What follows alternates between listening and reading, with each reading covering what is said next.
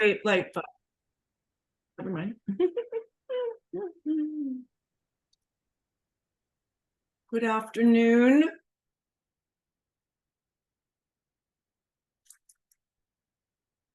Great to see you, folks. I'm gonna just give it a few minutes. Is there anybody new here? Timothy, hi.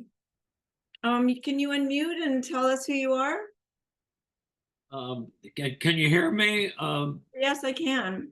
Okay, I unmuted. Yeah, I'm a friend of Macy Jones in Squim, and she's active in Code Pink, and Yeah. I'm a longtime admirer of Code Pink. I'm a journalist, and I've interviewed Medea Benjamin many times. I don't know whether she remembers, but anyway. Good, really good.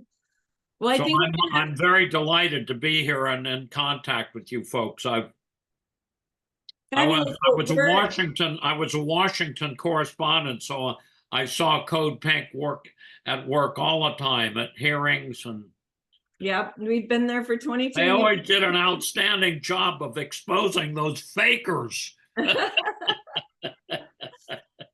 Well, I'll give you a really quick. We're gonna have a small meeting tonight because we don't have a special guest. We were gonna really kind of talk about some deeper things today. But in case you don't know, and Macy's coming in, did Macy give you a little 101 on the peace economy, or should I do a quick? Well, she's been telling me, I see her practically every day, Okay. and I happened to see the wonderful Good. book. It's a loose leaf folder, I guess, a book about the peace project. So okay. I really admire it. Okay, good. So great. Well, we're going to take a deeper dive today. Denise or Misha, anybody want to say why they came, what they're looking for today before I dive into what I'm thinking about this week? Misha. Yeah, hey Jody. Thanks. Honestly, just here to learn, listen in. I'm here for my class, for, an ethnic studies class, and we're learning about intersection of a variety of different groups, and how they intersect with different like science, technology, and other aspects of life. And so I'm just here to learn. Yeah. All right, I'm going to ask you the same question I asked Timothy. Do you need a little 101 on the peace economy? A one-on-one. I mean, just a little like blurb would be awesome from you. Okay. Okay, let me just check in with Denise. Denise? You want to share? Oh, also, Misha, where are you coming in from? I'm from California. Which part? North, south? North. Cool. Yeah. Yeah. What about you all? Well, people are putting it in the chat, so if y'all want to put your name and where you're coming in from, that would be great. Jody and I'm coming in from Venice Beach, California, but usually somewhere around the world. Anyone else new that wants to share what they came here to find?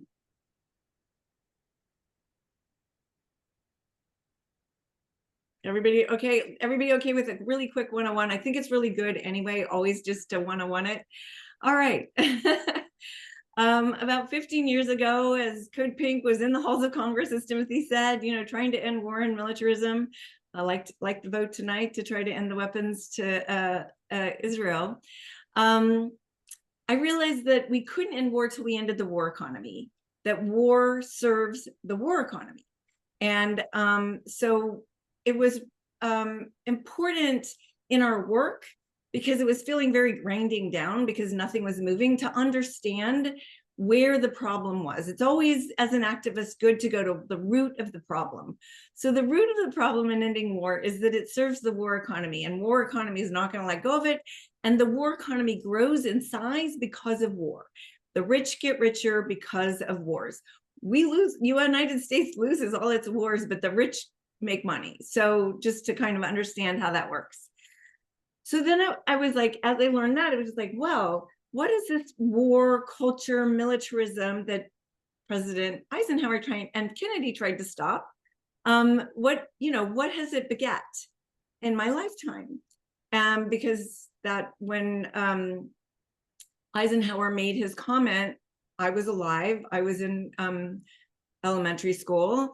And so, it's in my lifetime. And it was global inequality, global climate change, and loneliness, and these addictions of the war economy that create fascism. They're the soil of fascism. And then this coming AI, which is imperialism, oppression, violence on steroids, because it's all the things that have created all of those things are what's going to be escalated. So that's, I saw that and I was like, oh my goodness, that's like a tsunami. How in mythology there's a flood. Well, I saw it as a tsunami that was coming.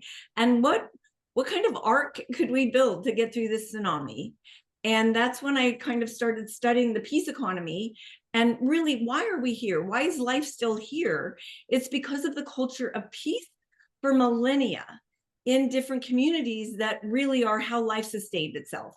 We have been like sucked out of those practices. They have been strangled, and we've been forced to adopt war economy culture addictions.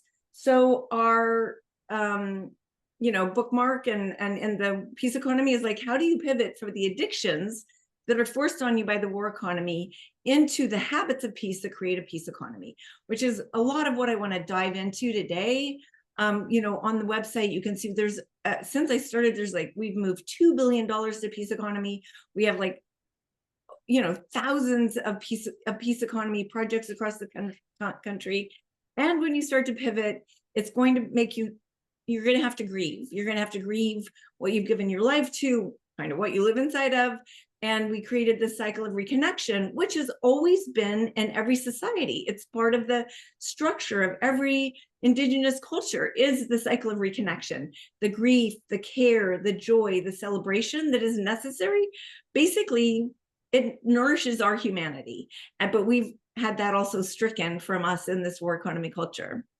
So welcome new ones. And if there's anyone else new that wants to say what they're looking for before we move to grounding ourselves in a poem, raise your hand. Nope. Okay, we're going to go forward.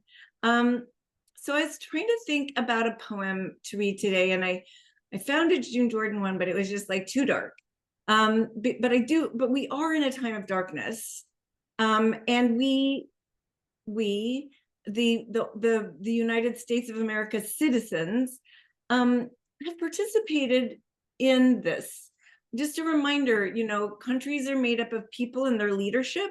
So we, the people, have helped participate in this horror that we find ourselves in. And now we are showing up to figure out what we can do, because the power is in our hands, to pivot in the direction of peace. So I'm going to try Langston Hughes. It's a poem he wrote in 1934 called One More S in the USA. And it calls for the transformation of America into a socialist nation through the struggle of the united working class. And he kind of wrote it to the rhythm of a work song with an optimistic tone. He is envisioning in the poem a future where workers and farmers own the means of productions, inspired by what he saw in the Soviet Union. So, and he just came back he went with 22 other artists and filmmakers and actors, and a bunch of people from the South. And it's coming back from that he wrote this poem. Put one more S in the USA to make it Soviet. One more S in the USA. Oh, we'll live to see it yet. When the land belongs to the farmers and the factories to the working men, the USA, when we take control, will be the USSA then. Now across the water in Russia, they have a big USSR, the fatherland of the Soviets, but that is mighty far from New York or Texas or California too. So listen, fellow workers, This is what we have to do. Put one more S in the USA, put one more S in the USA, but we can't win by just talking. So let us take things in our hand. Then down and away with the bosses, sway, hail the socialist land. So stand up in battle and wave our flag on high and shout out, fellow workers, our new slogan in the sky, put one more S in the USA. But we can't join hands together so long as whites are lynching blacks, so black and white in one union fight and get on the right track. By Texas or Georgia or Alabama, led come together, fellow workers, black and white can be red. Put one more S in the USA. Oh, the bankers, they are all planning for another great war to make them rich from the workers dead. That's all war is for. So if you don't want to see bullets holding away, then come on, all you workers, and join our fight today. Put one more S in the USA to make it socialist. One more S in the USA. Oh, we'll live to see it yet. When the land belongs to the farmers and the factories to the working man, the USA will take control, will be the USSA then. So I thought it was fascinating that he wrote this poem. And he calls us to work, but that he knew that it was about war in 32. I wanted to share that as our poem. Now, after that, it says a lot. Love everybody to just put their feet on the ground and take 2 deep breaths to feel the history that we're standing in, to feel the desire of this that goes a long way back and is held by many people, that we're not here alone, but we are holding a vision that's been, you know, a desire for a very long time. The possibility of it got opened up by the Russian Revolution, but, you know, many of its projects get attacked and destroyed by imperialism. Many of its projects that are still trying to stay alive are, you know, getting strangled to death. But reminding us that if we really do want to reach the place of peace and justice, which as a feminist is socialism, because which I'm a feminist, which meant equality for all, that is what we're struggling for. But so I want to say that, and kind of why I wanted to read June Jordan also, is that I've really been reflecting on this a lot. Like, what happened? I mean, I came of age as in a union, fighting for a living wage that, by the way, we won. And I was just back home and really felt like that win was still there. Not only did I feel it, it was still there. But that's because the fight is in the streets all the time there that keeps the union strong. But we kind of lost our way. And I've been trying to think about what happened. Let's look at the military-industrial complex. A General Eisenhower, who was president, as he left said, beware the military congressional industrial complex. Okay? He could see the violence. Do you know when he became president, he cried at what was happening in Korea and said, stop this madness? Well, yeah, we've come a long way from that, right? Where we have a president that's thriving on the starvation of children. So let's, you know, what happened? And he was a Republican, just a reminder. And then we have Kennedy, who Eisenhower said to Kennedy, according to Kennedy, your only job is to keep the brakes on the military-industrial complex, for which he was killed. So, and then I read Langston Hughes because those that can talk about what's happening are those who are at the experience of it. So I looked at Black voices, I looked at those who live in poverty to tell me more than I can ever know about what life is with the boot of imperialism, colonialism, racism, and the war economy on your neck. And so as I looked at it, I was just like, where I got engaged in the late 60s and 70s as an anti-war activist was also the times of the Watts riots. And so it was also the time of the Black Panthers. And the Black Panthers got murdered, Martin Luther King got murdered, Malcolm X got murdered. So what happened between then and now? And I looked at it as like a lot of Democrats were in the leadership of what happened. Certainly Reagan flipped the country to neoliberalism and the violence of putting money in control. That's after we, had a wave of socialism after the war and after the crash. That, why did that happen? Why do we have Social Security? Why do we have an 8-hour work? Because those were bones thrown at the socialist wave to kind of stop it from taking over everything. So those bones of socialism that are part of the country came from people's engagement, people that frightened the hell out of the capitalists.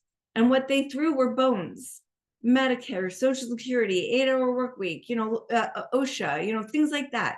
What happened when there were 2 million of us in the streets in the 80s? Was the Clean Air Act and so that was the 70s, sorry, that was Nixon, the Clean Air Act and all the environmental changes. They happened because they were afraid of the people. So here we are, and I'm saying, why, what happened? Why did we get contorted? Well, then we get Clinton that comes in and becomes worse than a Republican and serves money instead of the people, that becomes the culture, but we're not really fighting back at it, right? Spaces where unions organize get fractured into 1,000 pieces. So those across the country, so they can't, there's not 20,000 workers working together, there's less than 1,000 or 500. So that can happen again. Don't forget the strike that got shut down of the air, what do you call those, the people that tell the airplanes where to go, Air traffic control. Air traffic control, thank you. So all these things are crushing, and there's not a movement educating. The crush is happening. The articulation that we read in the media, it's like representing only the empire. And then we have the war in Iraq. I want to remind everybody that when CODEPINK started, that 80% of the country had been lied into this war on Iraq. They had bought the Kool-Aid. And why we're called CODEPINK was because the way they did it was like after 9/11, everybody's afraid, it's a terrorist attack. So Bush frightens the American people with color-coded alerts every day. In the newspaper, it's orange, it's red, it's yellow. I mean, connected to nothing, but how to make the people afraid so Netanyahu could have his war in Iraq. And over these 20-some years, we've built an anti-war movement that got crushed by Obama. We've, tried to educate, but the military budget gets bigger and bigger and bigger and bigger. And bigger and bigger and more horrible. And we don't recognize that we're living inside a culture of war. And for it to change, it really is up to the people.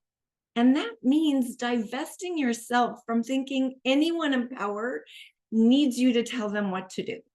Because when you give them your power, you take it away from yourself. We need to be building power in the streets. If they're going to do the right thing, they're doing the right thing. Because, as Timothy said, he's seen us in the halls of Congress for a very long time. I'm going to tell a quick story about even how the halls of Congress has changed. And I'm sure Timothy could agree. As I've told the story about like how Republicans were there for some of the issues and recognized what was wrong.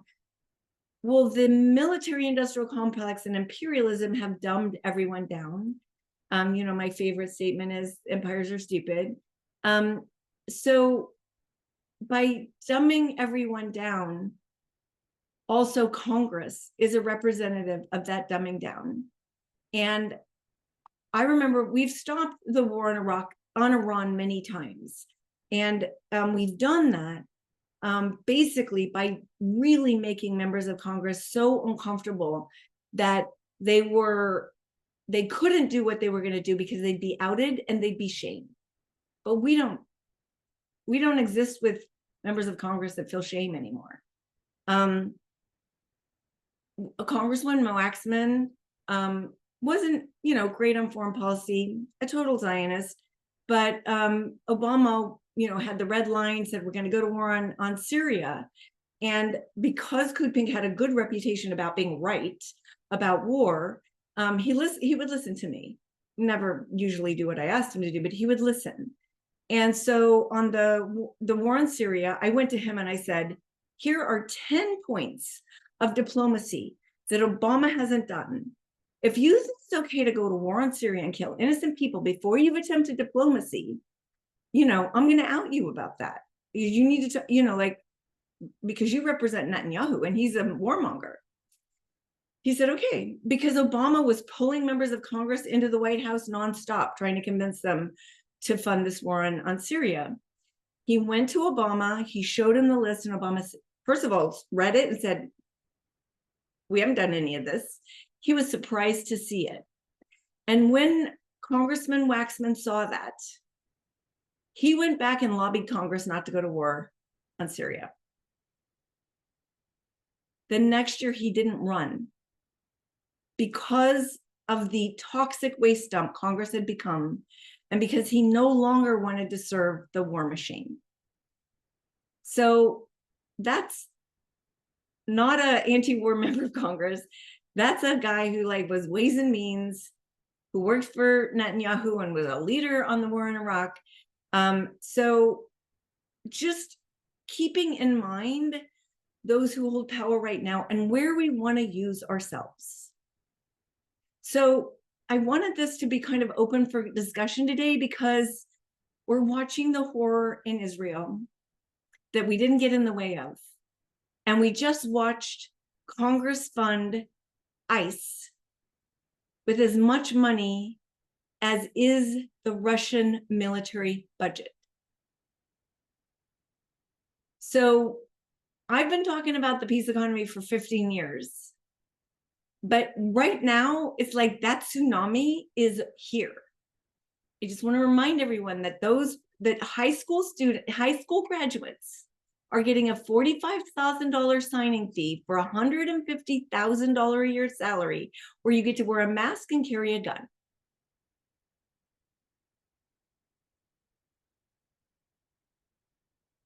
So, local peace economy matters. It's really, really up to us. And where are we doing it? How are we doing it? And I want to say, I've talked about, LA because it's my home and where I've helped create a lot of these. For the fires, it was amazing. And I think it helped take what could have been a horrible situation and make it more connective and more, it taught me how easy it is to break these war economy addictions when you're in the middle of a disaster. You know what? Inside, we are all human. And you can break those addictions and move into connectivity very quickly. Good news. I was shocked. It was a lesson for me, made me feel super hopeful. Because I watched people flip out of their privilege, arrogance, and stupidity in a minute and start helping each other. So that's core to who we are. But it's core to who we are. Where it happened was where people had capacity, not where people didn't have capacity.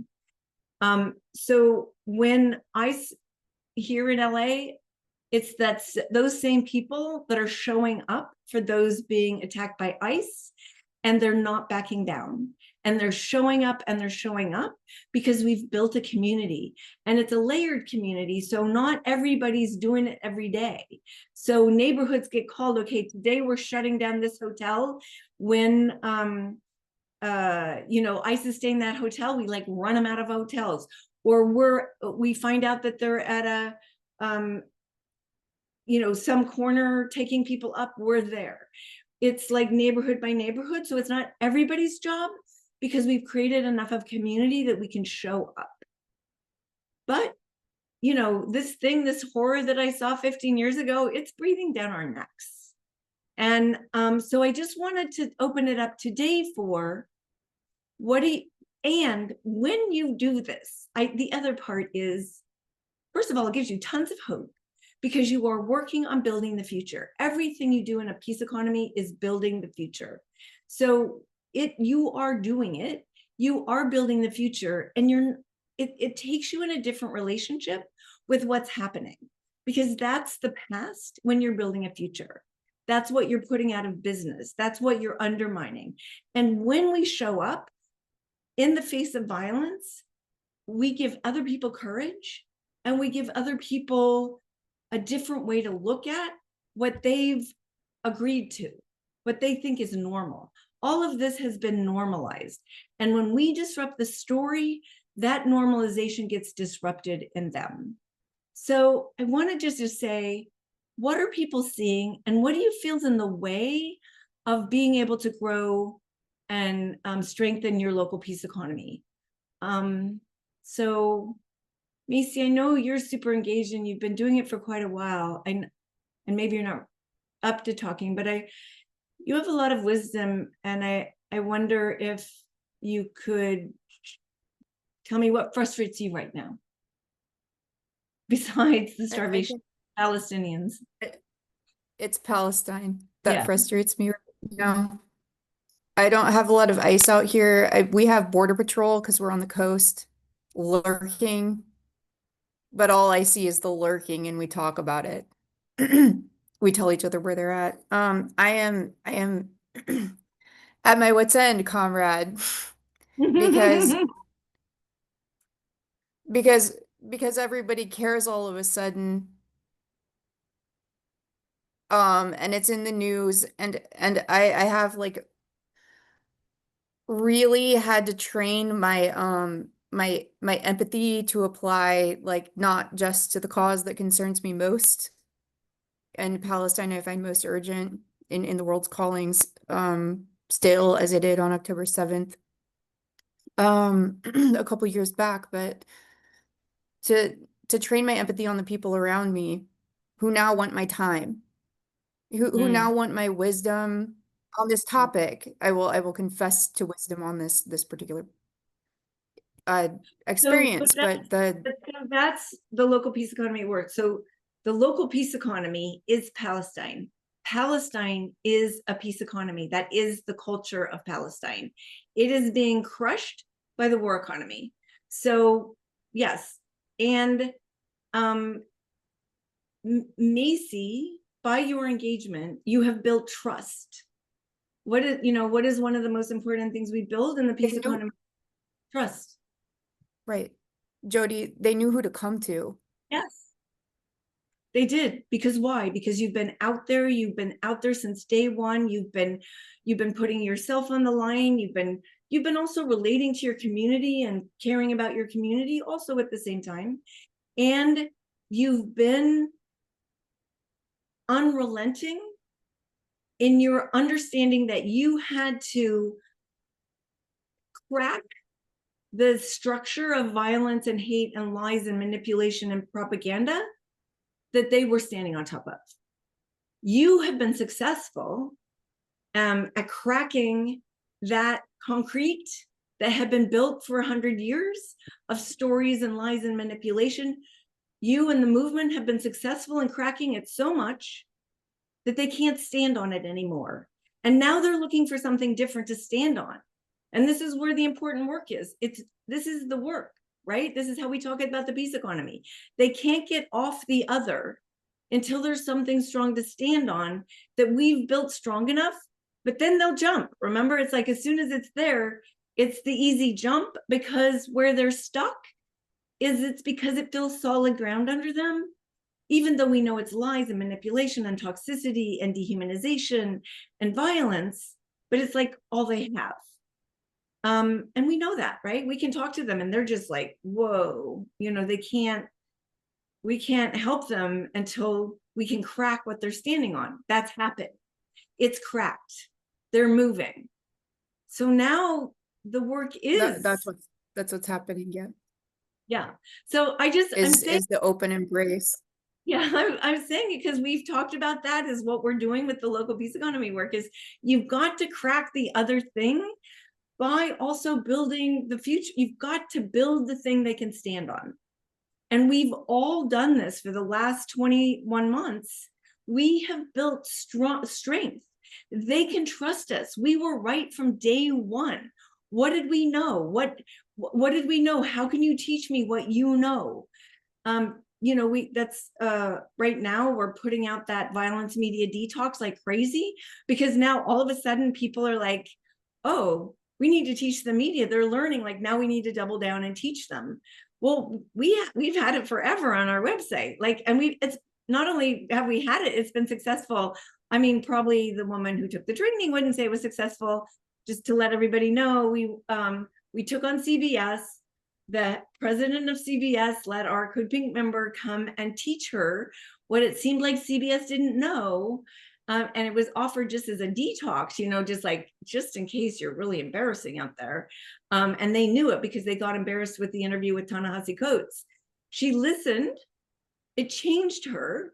She loosened the grip of Israel on some of her people, Jon Stewart and 60 Minutes, and she got fired. So that's how successful it was. Because as soon as you teach someone that doesn't know, and we need to remember people don't know, they've been dumbed down on purpose, which is another place our empathy has to show up, is when they get it and they know, then they're going to have the experience we've had in, you know, colleges and universities and in our jobs, and then they're going to be able to talk about it in a more amazing way. What's the most amazing thing happening around Gaza right now? It's the member of the US military that was delivering aid that watched firsthand the violence and is like, what? He is the Bradley Manning of our time. Now Chelsea, that private, whatever he is, you know, like that's just there.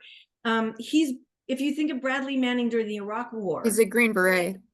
Okay, he's a Green Beret. Thank you. So he's just there watching violence and say, this is not what I signed up for. No different than the California National Guard members that are going, what the fuck? This is not what I signed up for. This is, you know, pointing my gun at American citizens is not what I signed up for. Pointing my gun at children on a hill trying to get food is not what I signed up for. So Macy, like those cracks are happening at a level. My favorite thing in the world are whistleblowers. I made the film about, you know, most dangerous man in America, because when somebody who's a true believer, like we're true believers, but we live our lives out of peace. And so we have for some people, we're not held as accountable because we have a belief system we live out of. But when it's somebody who went in the military because they believed in it and what it was going to accomplish, and then they see what's true, speaks what happened, that's potent. A potency Like Josephine. like Josephine. And it's why we want to lift those voices up like crazy. So yes, Macy, our work now is then with the people that trust us to teach. Educate, inspire, and activate is the core of the work always. The core of the local peace economy work, core of all the work that takes a patience with those who've been dumbed down. And, you know, as I did the arc of what brought us here, it's a dumbing down on purpose billions and billions of your tax dollars have been used to make you and the citizens of the United States dumb. Yeah. Hey, Jody. Something you said I think it was just a couple weeks back, about like your fear that how are we being used to achieve all of this? It is something that I very much like applied to my experience in Africa. I went to Egypt and Tunisia. In Egypt, you can't say anything. Anything that might represent dissent of Egypt or otherwise. In Tunisia, it's written into their constitution as of 2014 to support the just liberation struggle of the Palestinian people. So that's a lot different. And convening, for people, this was the Global March to Gaza, so I did get to meet a lot of like international community. It looks like around Lauren's this here too. issue. Lauren, put your camera on. We got two healers. Yes. He's trying to listen to Bernie Sanders and us at the same time. I was trying to figure out when the vote was happening. Has it There happened you yet? are. Oh, you're muted. Sorry, Macy, didn't mean to interrupt. No, they're having speeches right now. Okay. I wish my ears could hear separately, both things. Okay. All right. Well, I mean, you're both local organizers who, have the relationship locally and act globally. And I think you're such great models because people think if you pay attention to the local peace economy, you will not act globally. But I would say it encouraged you more to act globally, right? It's like, as soon as you're more deeply related locally, it encourages you more to the global. And it's, no, it doesn't translate when I say it, but you two are examples of it. It's like, it strengthens you, it gives you courage, it gives you hope, it gives you passion, it's and all that support, then it's like, I can do this, you can reach further. So for everybody, I would just want to say, when you think it's like I always say, when you think it's local peace economy work, it's really global work. But if you're not rooted in the local, you can't be as effective in the global. And so, Macy, like, tell us what you used in Egypt and Tunisia. I just used tenacity. I used my heart. And I used Lauren. Not really. You know what I mean. We were buddies. Well, but that's I the think rest. we were. I Let's used teamwork with Lauren, and we stuck around the longest. Yeah, okay. we weren't going together home when they told us to go home. Exactly. We were like, Okay. no. More local peace economy, the connective tissue, how to not get stuck in the problems, how to be the solution, like all the things that are local peace economy, that's keeping you healthy and connected. And that's the model. And also that's the reciprocity from our last meeting when we learned about reciprocity. It's and I want to say that's how it felt like it worked with some of the members of the team, the CODEPINK team. It was like people were just giving, right? Not worried about what was coming back, but stuff came back that you didn't even know you were going to need, but when you needed, it was there. And I would say it's like, Lauren, you stretched and something was there to, hold you, right? It's like, oh, I have to do this, but it was there and it was from the community, but you'd already stretched, that reciprocity that we talk about in the local peace economy, the vibration of generosity that is there, that we can tap into when we're in the giving, when we're in the reciprocity. And if any of you missed last week, I thought one of the things she really taught us is like how much these words get co-opted, even the word reciprocity, and how it gets co-opted into a pattern that alienates us from it. And you all were practicing it, it's just like people showing up and not like to the outcome, but to the showing up, which is another tenet of the local peace economy. It's the showing up, it's the doing, and then the magic happens, right? it's like the flow, it's like what happened out of the trip wasn't what you wanted to happen, but a connective tissue was built, a global community was built, a global, trust was built, relationships that have helped people be in the street this week and next week.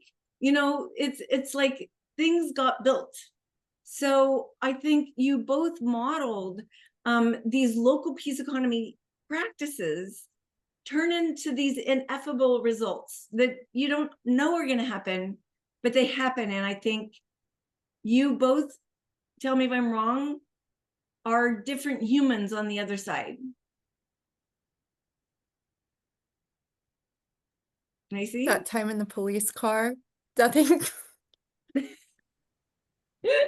Oh yeah, like I just need to see a photo of today. I was like, that time in the police car in Tunisia, I snuck a photo when we were. It's a long story, but it's really beautiful to have had this experience with Macy because I didn't know her before the trip, and we just magically. No, I can't imagine that trip sitting without next you, to each Lauren. other. I really can't. It was Mhm. everything, but I can't imagine it without you. Yeah, it's weird. Two very different people, but I Mhm. feel like I found a sister. Cool. I Well, love her so much. we love Macy so much. I We have So- code pink blood. totally. So I think I really want us to pay attention to this modeling, showing up, first grounding in the local and really like doing the work that not only has the community trusting you, but I would say you trusting yourself. What happens in the showing up is also a trust of ourselves. It's a strengthening of that tuning fork, of that show, when we show up, it's a muscle that gets built that we don't even understand what that muscle is going to do next. But because it's existence, the next thing happens. So you don't have to know what you're building it for, but in the building, the next thing shows up. And Macy, the next thing that's showing up for you and your community, and I don't know if this is true for you, Lauren, but people all of a sudden are opening up and want you to teach them. And they want you to teach them both for what they saw you do, but for also the muscle that you've built within yourself. And those are happening at the same time. They don't happen separately. So your own strength, you're standing on strong ground that they want to stand on in this moment of hell. And what's they're seeing is we have to be so patient with. I know, when I see the New York Times, like doing a little bit, I just want to say, fuck you, sorry. But instead I have to say, thank you for this small step. We worked so hard for this small step and it happened.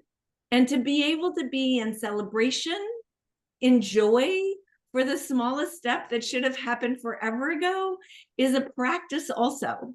It's the practice of the understanding the work we have to do is where I started here of like how long they have been driving this thing backwards and what that really looks like and that we've been here for it and that the road ahead is longer than we'd like. I want this over with now. And yet we haven't built what is necessary for that to happen. And that each step that we take does build that. Each step that we take does build a future of peace. But it is the steps. It is these, Lauren and Macy's work really exemplifies how that happens. And, it's while they're living their lives, while one's being a mom, while one's got 1,000 jobs, it's like, it's there. It's the, putting it on your calendar for like every day. What is the local peace economy pivot I make today? What is the thing I show up for my community?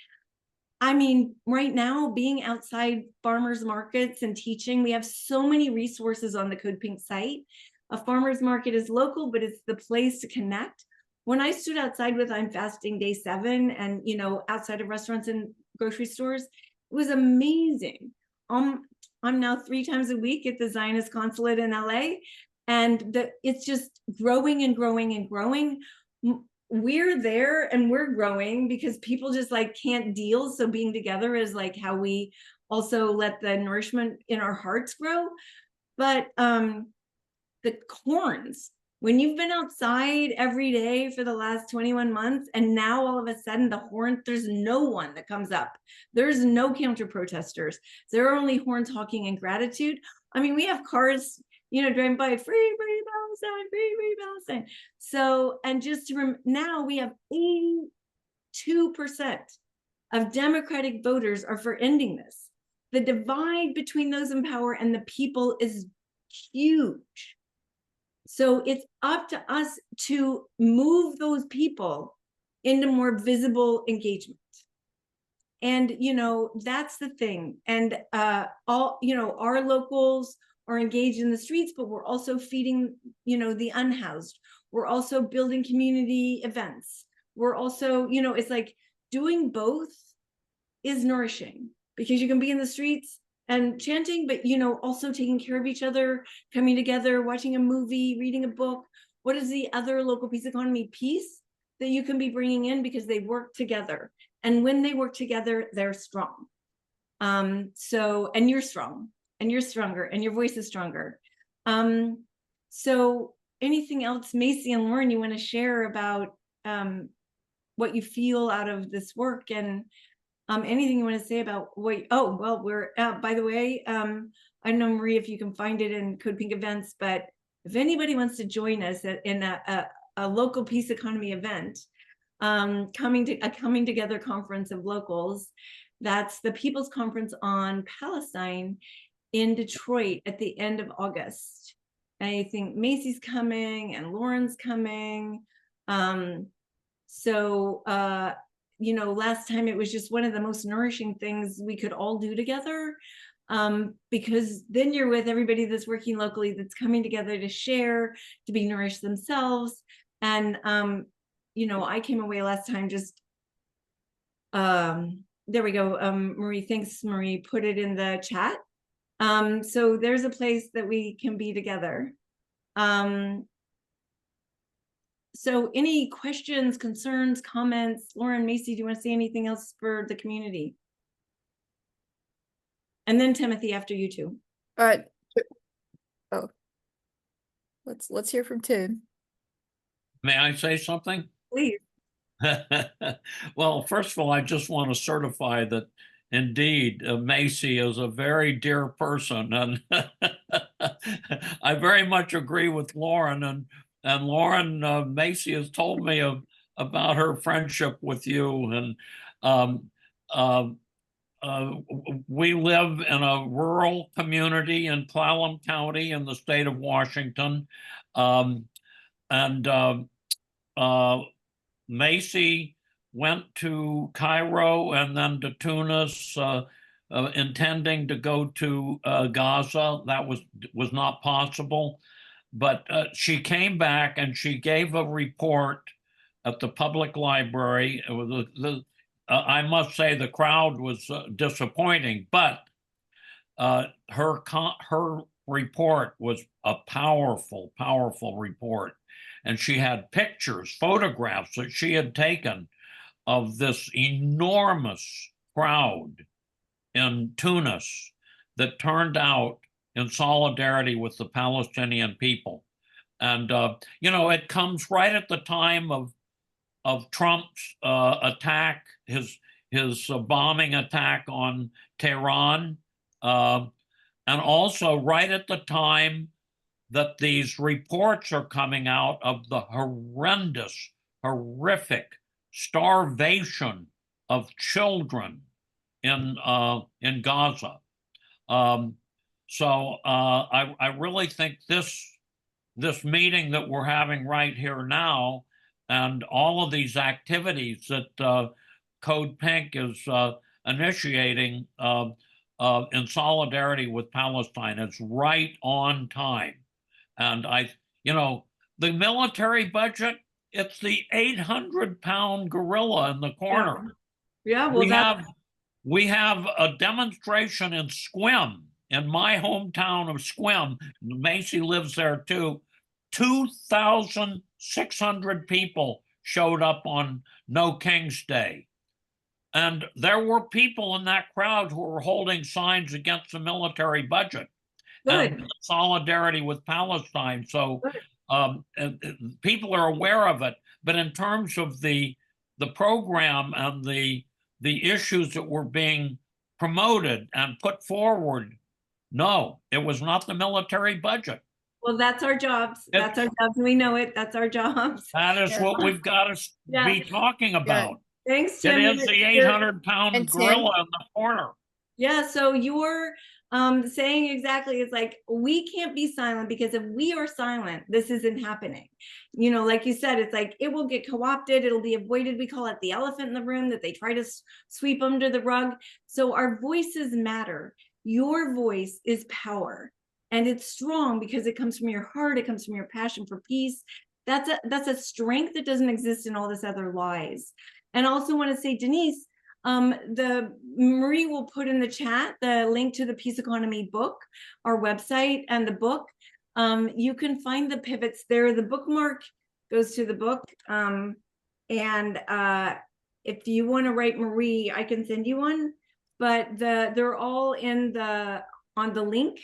The pivots from the war economy addiction that we're forced into, that alienates us from ourselves and our community, to the peace economy habit that gives you a thriving life of relationality and building the future.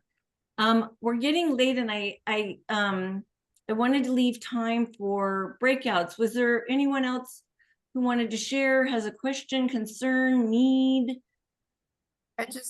I'd like to say something about what Tim said. He said it's right on time, Jody. It's right on time because we've been the basket waiting to receive whatever is thrown into it the whole time. We've been weaving that basket for years. Yep. And that's why we're on time. Like you said, it's the muscle. That's all. It's not like we came out of nowhere and it was apropos. Yeah. We didn't exactly let the work you're talking about. Shut us up. We didn't let it be quiet. We didn't stay home. We instead were weaving the basket now, and that people can stand on. And also, I just want to comment, Marie, that the problem with the ICE agents is, when I say whistleblowers, they did join to be mean and angry and violent. They didn't join to be kind and serve, peace and justice. And I think that's, unfortunately, the problem with ICE, that it's got a really horrible value system bringing it in.